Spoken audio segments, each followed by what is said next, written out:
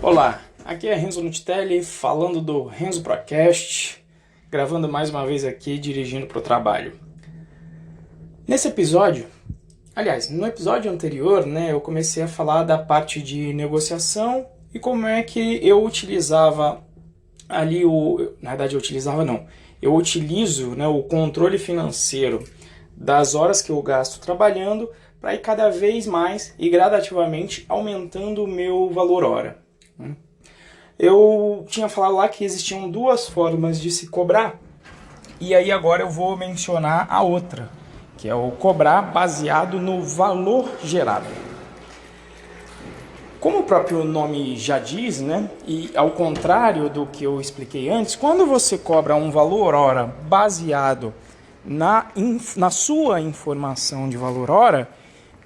você está, de certa forma, tirando ali, não custo, porque você está tentando deslocar o custo em si, do que custa para você desenvolver software, mas você está testando o mercado para ver os preços do seu valor hora que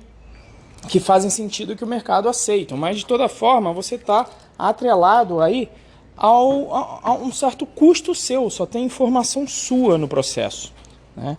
E tudo bem, não tem problema, essa é uma forma. Só que a outra, e mais, eu diria até sofisticada, é você conseguir cobrar baseado no valor que você gera.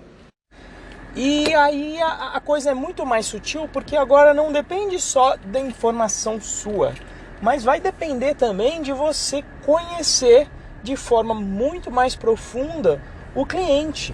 entender qual é o produto que você vai desenvolver, qual é o problema que você vai resolver para o cliente e quanto que isso vale para o cliente. E aí você tem uma oportunidade de deslocar, sair desse valor hora, que às vezes o pessoal até fala que quando você está cobrando por hora, você está meio se comportando como uma commodity no mercado, aquele que a margem é espremida, a margem é muito próxima e não é tão grande se comparada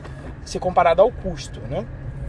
Então essa é a maneira mais sutil. E assim, entre o cobrar baseado no custo, que é o teu valor hora, e cobrar completamente atrelado ao valor gerado,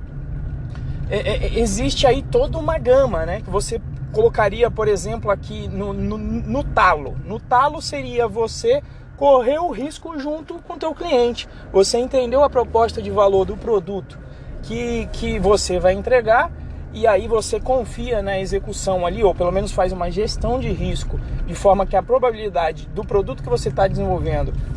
de que ela vai virar muito, de que a possibilidade de ganho é muito alta, e aí você de repente escolhe correr um risco com ele, E aí é a lei do capitalismo também, Quem corre risco, em geral, é porque tem a possibilidade de fazer um valor muito alto. E é justamente nisso que, por exemplo, acontecem até negociações. No extremo do valor aí, você é até dono do negócio, E inclusive é um outro capítulo, um outro episódio para eu falar, mas seria um exemplo que é o quando te convidam para ser o sócio desenvolvedor de uma startup, A promessa ali é de que você vai fazer um produto que vai valer muito, E aí você tendo uma porcentagem, a promessa é que você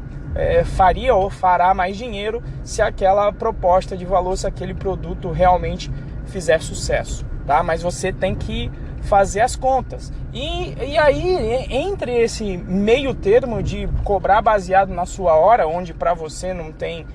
em particular, grandes riscos nisso, no máximo é um calote que você leva, e se você fizer uma frequência de pagamento, digamos aí, quinzenal, digamos que você só está arriscando os 15 dias primeiros, Se o cara não te pagar, você pode cessar ali a prestação do serviço. Então o risco é muito pouco. Até você ser dono do negócio, tem toda uma gama aí de possibilidades, onde de repente você pode cobrar metade do seu valor hora, E fazendo um modelo de consultoria, e a outra metade vai ser pago baseado nos teus resultados, Então essa é a pegada da cobrança por valor. Eu, em particular, eu tenho tentado, algumas vezes só eu consegui isso, de cobrar no valor, porque depende muito do contexto. Vou dar um exemplo claro. Algumas empresas grandes já me procuraram para dar cursos dentro da empresa deles, né? E aí é uma empresa grande. Em geral, quem vai te procurar não é quem está exatamente conectado com o valor, que em geral é o nível executivo mais alto, que é a galera que tem mais a visão do valor gerado na empresa.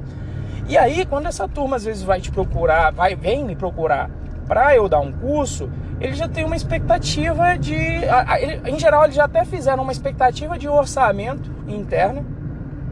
né? E aí, quando eles vêm te perguntar, você tem que entender, e hoje em dia eu melhorei isso, né? De tentar entender melhor qual que é o problema, tipo, por que você quer um curso de Python, se você trabalha com outra linguagem, por que você está querendo fazer essa mudança, quais são as motivações financeiras para você fazer isso.